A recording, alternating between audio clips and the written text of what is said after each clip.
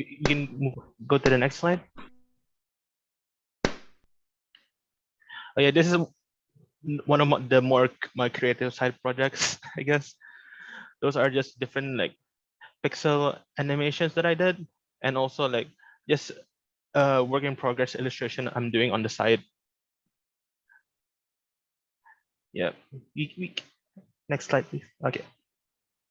My well, yeah, my brief game dev journey. Well, the motto is just the mantra that's been going around with like the game industry is just fail faster. And believe me, like you will when you when you just started, you'll have a lot of road bumps, like a lot. And yeah, I just started in 2020 just casually because of assignments, because I had to. We had a module for like VR, like virtual reality, and I actually did a bit of modeling, and also did the code for a VR office thing that I was doing at the time. But also like I actually started to do like a bit of like an entrepreneurship workshops as well. So I have the business knowledge that I can share as well later as well. Uh, in 2021, like it was actually like a slightly difficult year for me, but also eventful as well. It was my final year project. Technically, like yeah, I had to redo my project, so like yeah, so it was very interesting. uh my project was like an AR horror game sort of game that you will see later on, and it, trust me, it's very rough, especially when you don't have a plan, and when you're actually doing it alone, and you actually have to do the modeling, coding, and report in like 6 months or maybe even 3 months, because a lot of the time it's just like there's a lot of problems along the way that happens in life, and they're like unexpected. But yeah, what to do? At least all the mistakes that I had actually led me to the right way, and actually I grew from it a bit, which led to this year, like 2022, founding of Time Traveler Interactive. Like due to, like I had to take a break from like developing and maybe like doing creative stuff as well, and yeah, and had time to reflect. But then like after like my friend contacted me, like doing a collaborative like project together, like I it gave me the courage to actually start again. Like it started with small like drawing, and then from drawing it's pixel art, and then from there it's just like coding. Like I feel comfortable again coding and not feel like not feel bad about it. So yeah, I had to relearn all my skills and get everything ready for the showcase that actually we actually agreed to join, because just for the experience itself, as well as for the talk that we're doing right now. And from here also, from my previous like mistakes, I ventured into more like management skills, as well as the and manage and strategies, just in case if I need to, if anything bad happens, which it always does when it when we actually go with like some game development. So next slide.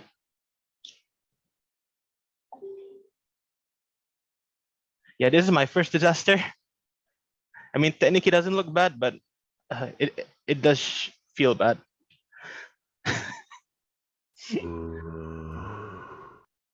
Yeah, just showing the functions that is basically inspired by Fatal Frame, or if there's also another Indonesian game called like Dreadout. But the main difference is this is VR. I mean AR, augmented reality. What as you can see, augmented reality, they're just adding like 3D models or into real life, quote unquote, just to enhance it. Oh, that was close, as you can see. But yeah, we can move on to the next slide. Yeah, sorry about that. Now this is my second disaster. Like so far, I only had screenshot because I have problem with my thing. But other than that, it's just like you know. But other than that, it doesn't look like there's problems, but you couldn't tell that I actually made it in an hour, because at the time like we were using something else. We were trying to code from scratch, and that code didn't work. So I made it on the actual day that I'm supposed to present to present it to the public. And yeah, at 1 to 2 hours before I had to actually drive there. So it was very nerve wracking to to be to say the least. And it didn't help that I was sick like a few days before that, and I couldn't work at all on the game itself. So yeah, life always gives you these kind of hurdles. And good thing I had everything planned out beforehand. So if it weren't for that, like I probably wouldn't have like showcased anything, to be honest. But yeah. And let's move on to the next slide. Yeah, planning is everything. So how it basically works is just how you do any project, like the 5 W's and 1 H. Simple enough. Let's use my game as an example. What do you want to make?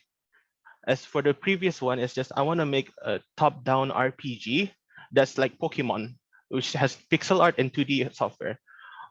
Why are you making it? Well, for me personally, I'm making it because I want to learn and want to have fun with coding and creating art. Because honestly, like if you're going to do this for like money, you're gonna wait for a long time for that one.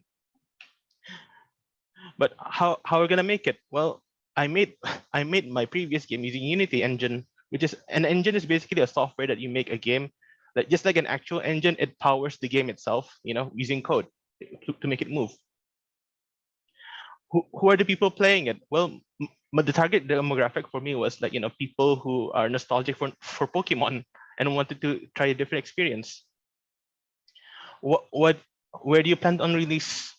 Well, for me, like for that game, at the time, like I was planning on release on PC, or not really PC. Yeah, it's for PC, but online.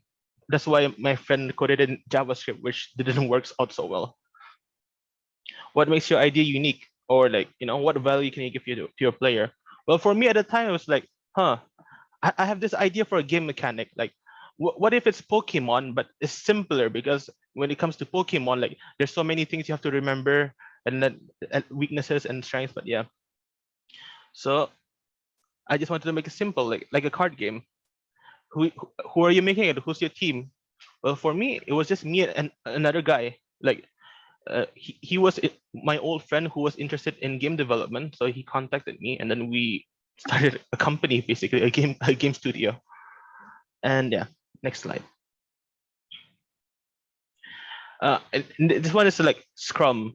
Like, yeah, it looks intimidating, and it kind of is without context. But basically speaking, it's just a process that you can use to actually uh, make a product that's actually like meets the requirement. For example, like sometimes when you make something, like naturally, like uh, you try to create everything, and at the end of the stage you started testing, but then you realize, oh, the players didn't like this aspect. Oh, there's a bug here, but we don't know where it started. So rather than trying to risk it at the very end of the process, we try to catch the mistakes early on using by by adding features slowly, slowly and testing it before we moving on to the next step, basically. Like for example, this week I want to plan on making character movement, and then after that's done, after one whole week is done, and then we tested it, it's all right, then we move on to the next step, like catching monsters, and battling monsters, for example. So yeah, and also like the good thing about like doing this kind of sprints is like 1 week doing one feature is like you can actually discuss with your team, and also like have like retrospective, like you can reflect on your actions, and on what was your problem, how did you solve it, and also like how should we move forward with it, and we can move on to the next slide. Yeah, I well, most people just use high tech. I just use whiteboard. It's just so simple. Just use sticky notes. Basically speaking, it doesn't really need to be like You don't have to do it exactly like me. But the main thing is there's a backlog where you put everything, like every task that you do. There's a progress where you show, oh, I'm gonna work on this, and it's gonna be a finished. And the thing with this is it's not fixed. You can add on more features, or you can, like, yes, Jollibee.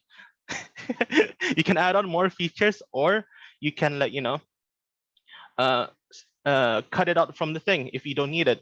So it's, and also, like, the thing with Scrum is, like, there's no set deadline technically. If you need the extra time, you can actually give yourself like an extra week or extra 2 weeks. So yeah, because sometimes we don't know, like, what problems that we have, like, until we actually do it, right? Anything can happen. You can get sick, or this thing might not, the code might not be working, or the tutorial was wrong. Like, anything can happen. So that's why we just need to prepare and, try to improve going on, rather than sticking with the bad code and letting the code go into the very end of production, or the bad art. Okay, next slide, please. And also, like, you need to create your own pipelines or systems. This is just a simple one that I made, very simple. You can have your own. Like, I like to do research first and then get inspiration from mood boards, and then I just make the requirements. Like, for example, like, oh, it must be like, it must has like 16 pixels for pixel art, and then I make them, and then I test the animation itself before I give it to our, like, programmer, or before I program into the engine itself. If it works, well, we'll just keep it in. If not, we have to go down, make a feedback, and then redo it again. This prevents, like, the programmer from having to try to fix our art, and make his, like, job easier. Oh, next slide, please. Thank you. Also, always use an engine. Never make a game from scratch. Uh, like, make your life easier. Do it like me, because, like, I was able to make a game in 1 hour because the code itself isn't that long. But my friend got stuck for like 3 whole weeks doing the same thing, and he had like 300 lines of code in JavaScript. So yeah, next slide, please. Just example of, like, game engines you can use is like Unity, Unreal Engine, and Godot. Like, technically you can use any engine. It doesn't really matter. It's just, you can just choose what your preferences are. Like, for example, in Unity, the advantages is, like, you just C#. Like, if you like coding a lot, then you can use Unity. Even if you don't know a lot of coding, you can still use it. It's still good enough, And there's a lot of, like, community support, and also, like, a lot of tutorials in Unity. And there's also an Unreal Engine. It uses C++ language, but it's generally better for artists because, like, there's not a lot of coding involved. Like, it's mostly like visual stuff, visual coding, like using blueprints. That you just connect one node to the next node, basically. But if you don't have enough memory for both of them, you can use Godot. Godot does use C# as well, like, just like Unity. But the main thing is, like, it's very light. It, like, the amount of memory that it needs is like 5 GB, like five, if I'm not mistaken. As compared to Unity, if you wanna like, have it in your computer itself, you need 20 GB of free space, at least 20 GB, and that does not include your game yet. Your game is not there. It's just the engine itself. Yeah, next slide. If you don't have enough memory at all, you can always, like, code online, because there are software for that. Like, for example, you can go to replit.com if you're more into coding, because it also allows, like, collaborative coding as well, and making the game itself. And Replit can use actually a lot of languages. It's not just for games, it's just for coding in general. But it has like kaboom.js, which is a game library for JavaScript, for example. And also, you can see this later with Anika. There's also such a thing called Play Canvas, which uses, like, WebGL and HTML5 canvas, which just basically means it's on the web. It's basically just Flash Player, the new Flash Player basically. And yeah, you can see it later on. Next, please. Oh yeah, when you're starting out, use free assets. I know it's tempting to want to make everything, but at the same time, like, you know, you got to finish your first game. You know, you have to experience everything, everything, so that you can actually improve yourself. You know, there's even I use a free asset like from itch.io just to make that game in an hour. Like if you make it from scratch, it'll feel like you're making curry from scratch. Like you can do it, you can grind your own spices, but like you know, it would be faster if you use instant curry. So that means you can focus more on cutting onions or cooking the chicken or meat or like or beef or whatever, because your goal is to finish one game because you're just starting it. you know and the experience is more valuable than trying to like make an asset and then feel like it's overwhelming and give up. So yeah, next slide please. And these are just like, you don't even have to use my resources here. You can take a screenshot if you need to, but yeah, basically speaking, anything on YouTube you can actually use for tutorials, but generally people usually go to Brackeys, Code Monkey, or if you want to learn 3D modeling, you can learn from Blender Guru, or you want to hear like talks and stuff, like you can see GDC. And references for like if you want to find references, you can always go to Spider's resource, ArtStation, DeviantArt, Pinterest. You'll be surprised how many pixel art there in Pinterest. Like, trust me, it's actually a huge help for me too when developing my own skills. And also, you can also buy assets or like get free asset from Unity Asset Store, Unreal Asset Store, Quixel, Megascan. And the software you can use, like you can use for art, you can use Photoshop, Photopea, Clip Studio Art, Piskel, and Sprite if you want to make pixel arts exclusively. If you want to do vector art, you can do Illustrator or Inkscape, because Inkscape is cheaper.